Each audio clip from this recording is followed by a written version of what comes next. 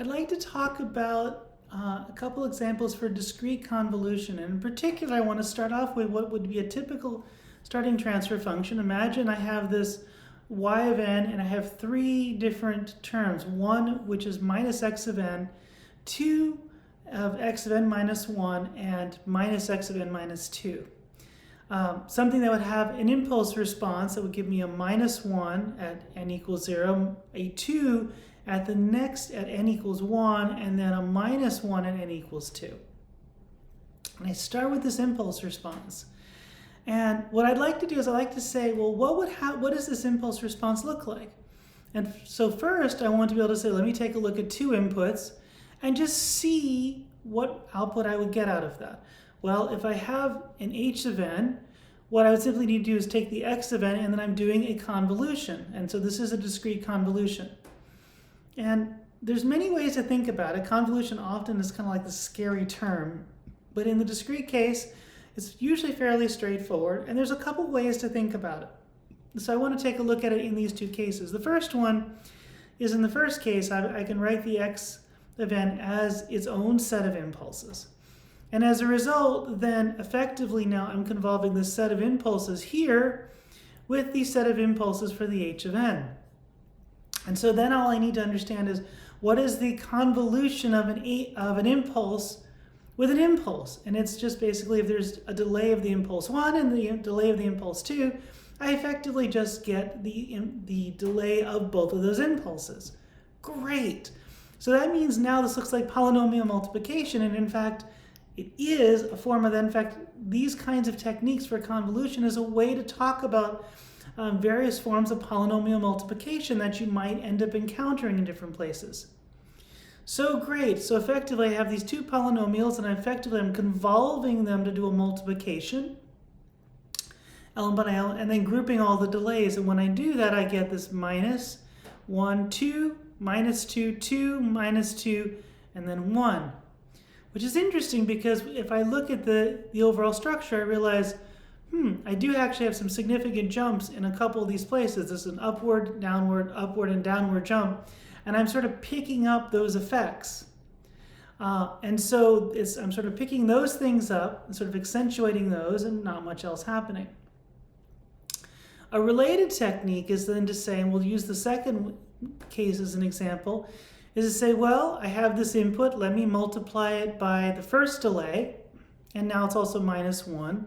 So that's going to give me, in terms of sort of the x of n, between 0 and 7, I'm going to get all of these terms. All right, this is great. And so then the next one at n minus 1, it's 2, so that means I just shifted over 1, and I just bring everything over from 1 to 8. Great. And now I do the same thing again with the last one, again doing all the minus signs, and then I just simply add everything. Okay, this feels like long form of doing multiplication of digits, same idea, but then I just simply add everything all the way down, and I get a minus 1, a whole bunch of zeros, 1, 1, and a whole bunch of zeros, and a minus 1. And so this would give, so I could write y sub n in terms of delta functions, fair enough. I could swap either of these two techniques for either case, and you may want to actually just do that yourself just to see, hey, this works. Here's something interesting though. Notice where I get the responses here.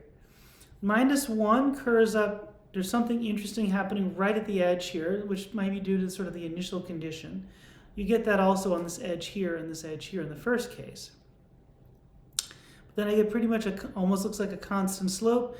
And then right at the top here is where I get some response, like right when it changes from the slope here. And also right when it changes from the slope here is where I see something else. And then minus 1 at the back end. So that's a very interesting response, right? Interesting filter in terms of what I'm seeing here.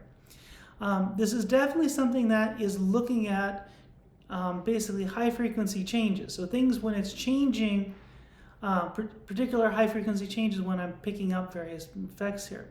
And in fact, I can see that by saying, well, what's the frequency response of this particular h of n? Well, we remember for an FIR filter that I can actually talk about taking a sum from 2 to 0 of those coefficients, e to the minus j omega hat, which is the discrete sampling frequency, times k. Well, in this case, it gives me a minus 1, 2, and minus 1, going from the -1, 2, and -1. Well, if I take those terms, I can take this, let me just pull an e to the minus j omega hat out, pull that out here, which effectively means I'm getting a delay of one sample, which is kind of interesting if I look at when things happened, right? So I will see that even here, something happens at n equals 0 and then happens sort of almost delay. There's almost this interesting delay that's happening between these structures. There's almost sort of a one sample delay from when it actually is happening on the input. And then I group everything else and I get e to the minus j omega hat plus 2 minus e to the minus j omega hat here. Great. Well, notice I also can gather these two terms. This actually gives me a 2 sine omega hat. You might realize that 2 minus 2, or 1 minus cosine, then gives me a sine of half the angle. And I get 4 sine omega hat over 2. Interestingly enough, that gives me sort of at 0, so anything that's kind of like very low frequency, like constants, just disappear. But then things that are changing rapidly are going to be accentuated. So this is definitely says higher frequencies show up, lower frequencies disappear. Not surprising given some of the dynamics we were seeing in these structures.